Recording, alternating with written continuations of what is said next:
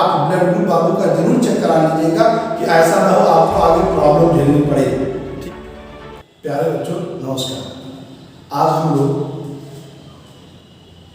रुधिर के दूसरे पार्ट में पढ़ने वाले हैं ब्लड ग्रुप के बारे में, रुधिर वर्ग के बारे में।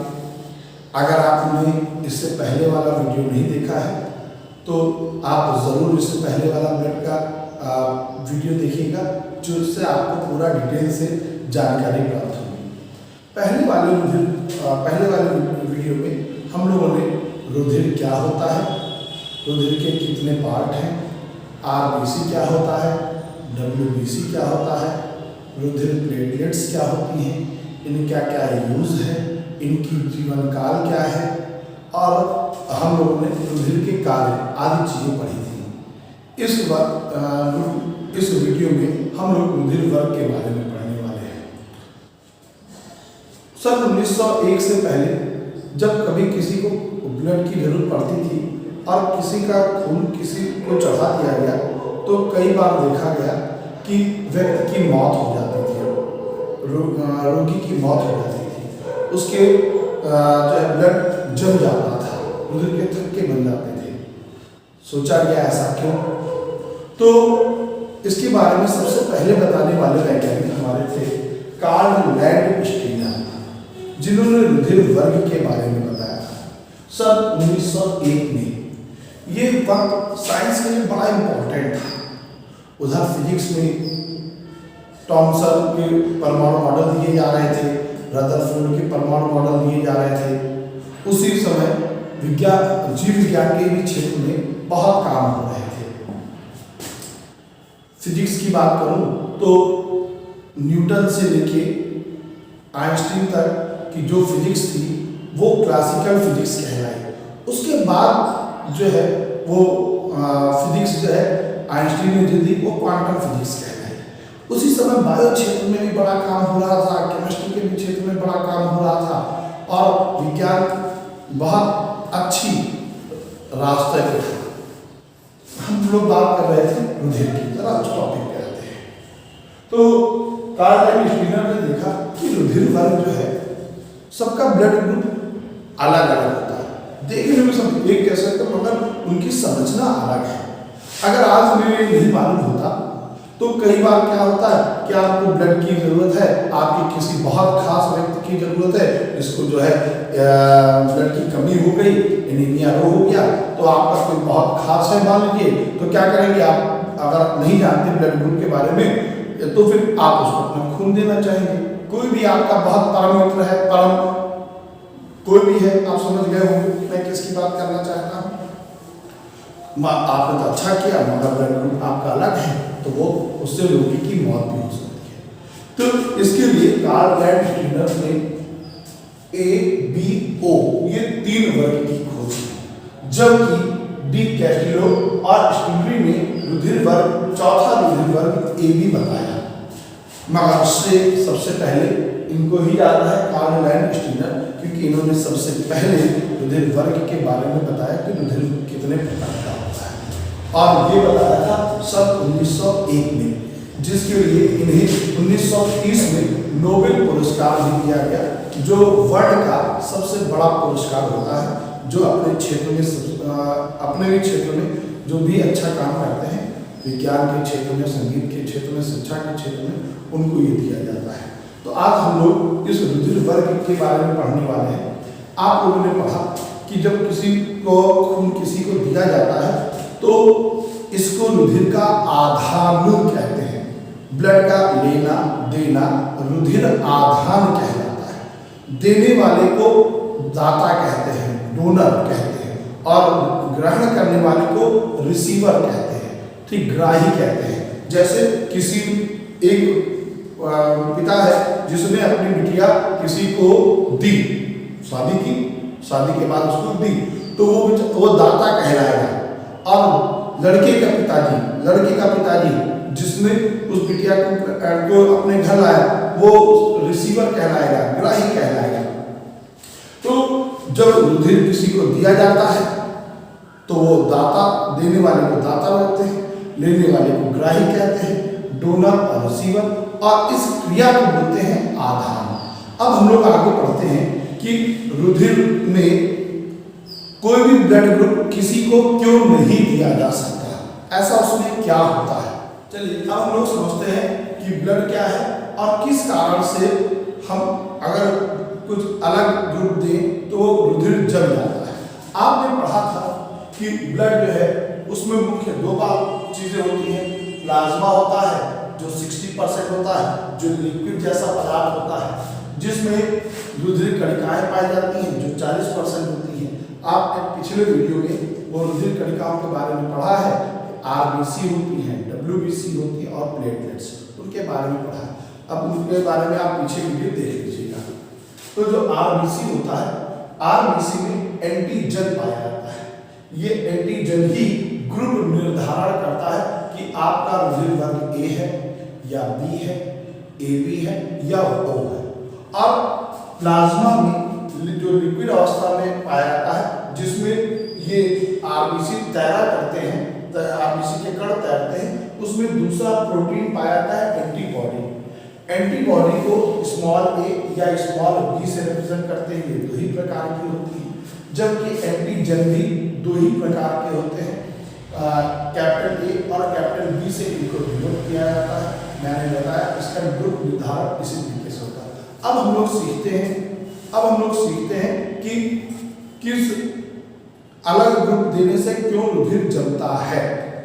अब तक आपने पढ़ा कि ए बी ग्रुप जो होता है वो सर्वग्राही होता है, वो सबका ब्लड ले सकता है और वो सबको ब्लड दे सकता है।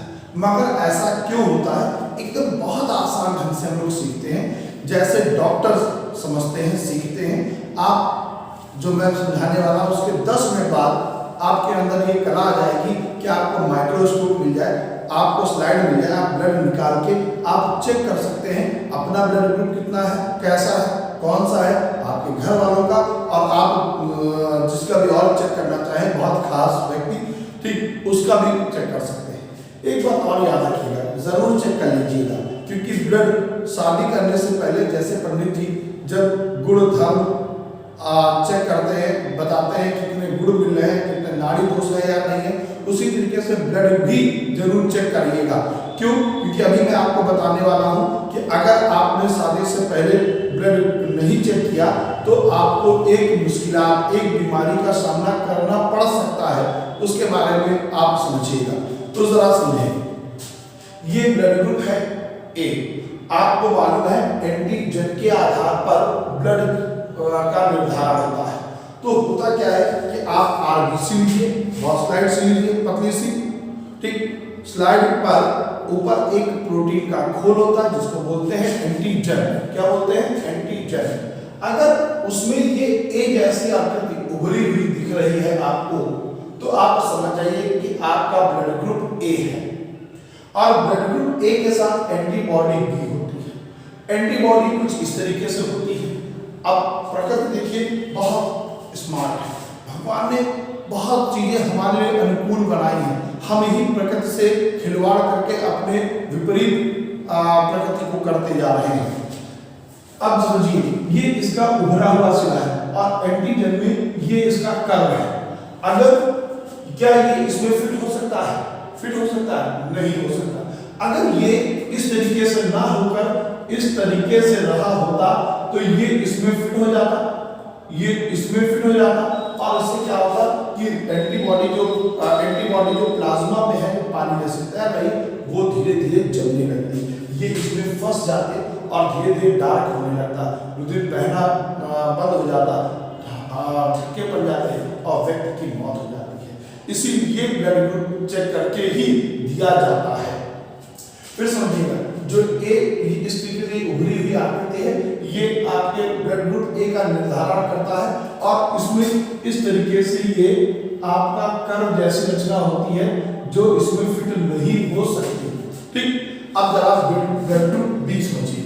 ब्लड ग्रुप बी में एंटीजन बी पाया जाता है और इसमें ये जो उभार सी रचना देखिए कर्व जैसे दिख रही है, ये अगर आप ब्लड चेक करिए, ये आपको उभार दिखता है तो आप समझ जाइए कि ब्लड ग्रुप बी है। एंटीजन बी के साथ एंटीबॉडी ए पाया जाता है। अब जरा इसको देखिए, इसमें इस तरीके से ए जैसी संरचना का ये शीर्ष मिल रहा है, शंकु जैसा मिला है, ये इसमें क्या फिट हो सकती है? नहीं हो सकती।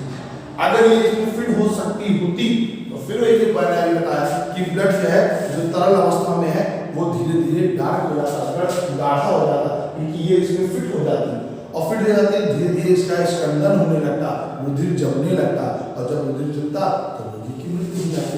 अब जरा कल्पना करिए, अगर इसके साथ ये एंटीबॉडी होती तो क्या होता? इसमें देखिए ये ए जैसे संरचना और इसमें भी ये संरचना, तो इसका ये शीर्ष इसमें फिट हो जाते और क्या होता? रुधिर डार्क हो जाता, गाढ़ा हो जाता। इसलिए कहा जाता है कि ब्लड ग्रुप चेक करके ही दो, नहीं तो गाढ़ा होके गाढ़ा होके स्कंदन हो जाएगा और फिर बहना बंद हो जाएगा। भगवान ने देखिए, परमात्मा ने देखिए कि क्या करा है, यहाँ पे एंटीबॉडी इस तरीके से रखी, एंटीबॉडी इस तरीके रखी और एंटीजन इस तरीके से रखे, यहाँ एंटीजन इस तरीके से रखे, एंटीबॉडी इस तरीके से रखी। उम्मीद करते हैं आपके पास समझ में आ रही होगी। अब ब्लड ग्रुप ए बी की बात करते हैं। ए बी मतलब ए वाला भी बी वाला भी, ए वाला ये और बी वाला ये।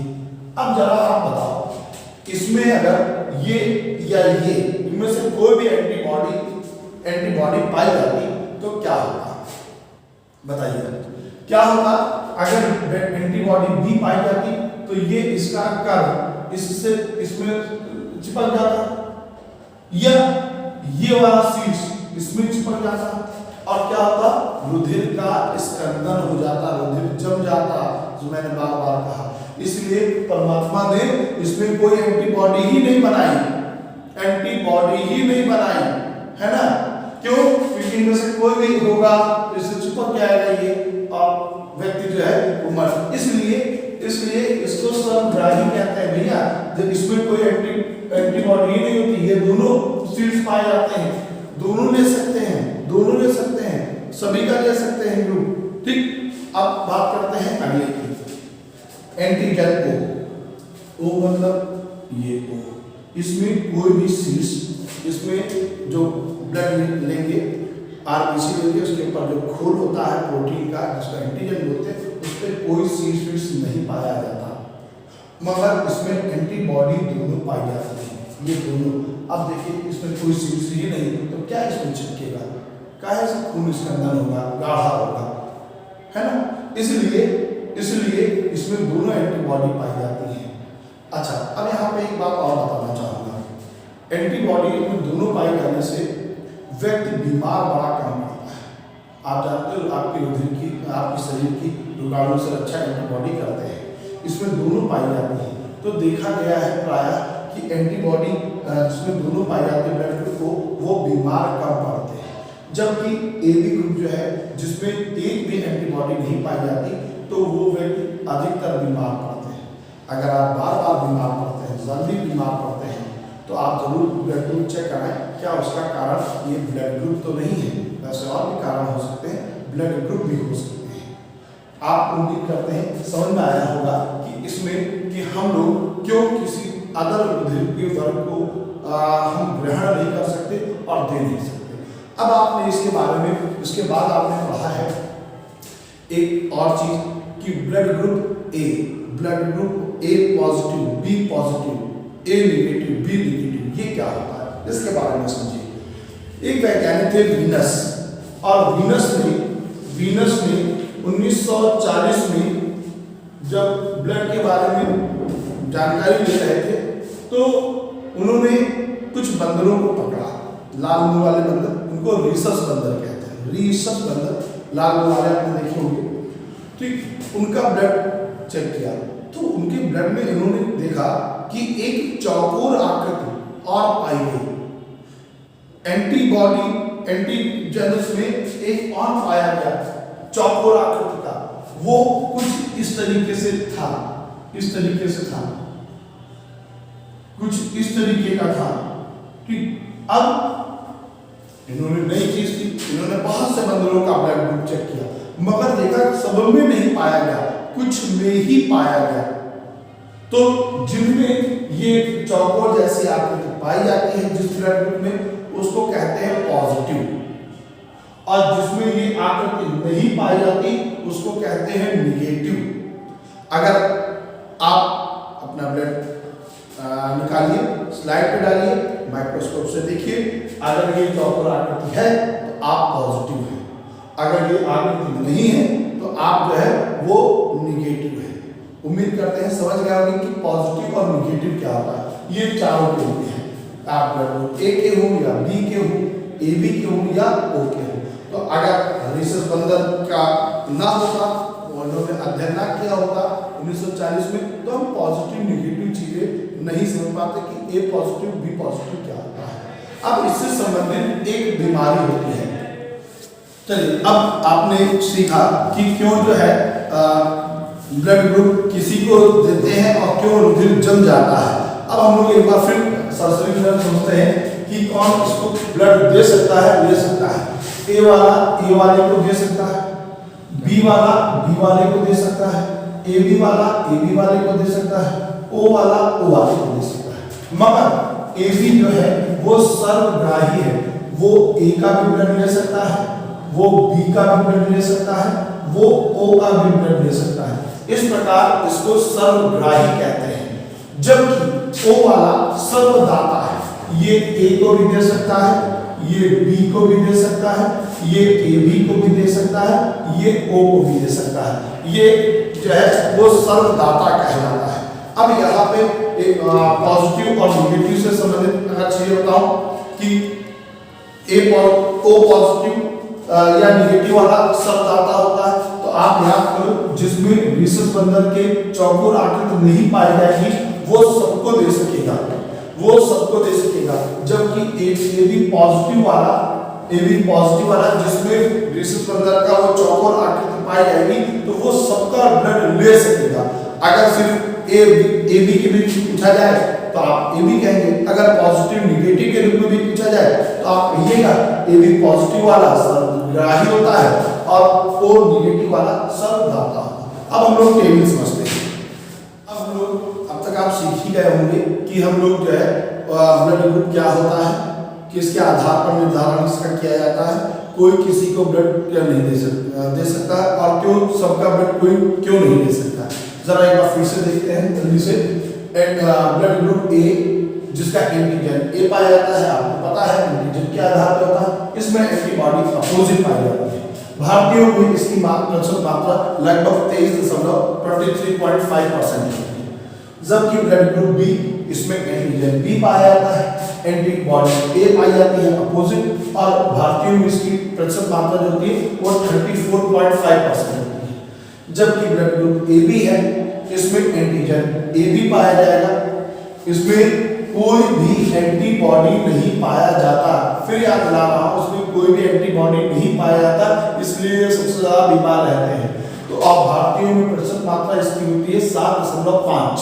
और लास्ट में जो ब्लड ग्रुप ओ है, इसमें कोई एंटीजन पाया ही नहीं जाता है और एंटीबॉडी इसमें ए और बी दोनों पाई जाती हैं, तथा भारतीयों में इसकी प्रतिशत मात्रा होती है 34.5। अब उम्मीद करते हैं इस वीडियो में आपको टोटल समझ आया होगा कि ब्लड ग्रुप क्या होता है, कौन किसको देते हैं। अब अगली बार आपको जरूर सलाह देंगे, और आप अगर समझ गए होंगे तो अगली बार बाबू से शादी करने से पहले जो आप ब्लड ग्रुप बाबू का जरूर चेक करा लीजिएगा कि ऐसा ना हो आपको आगे प्रॉब्लम झेलनी पड़े। ठीक, मिलते हैं नए वीडियो के साथ।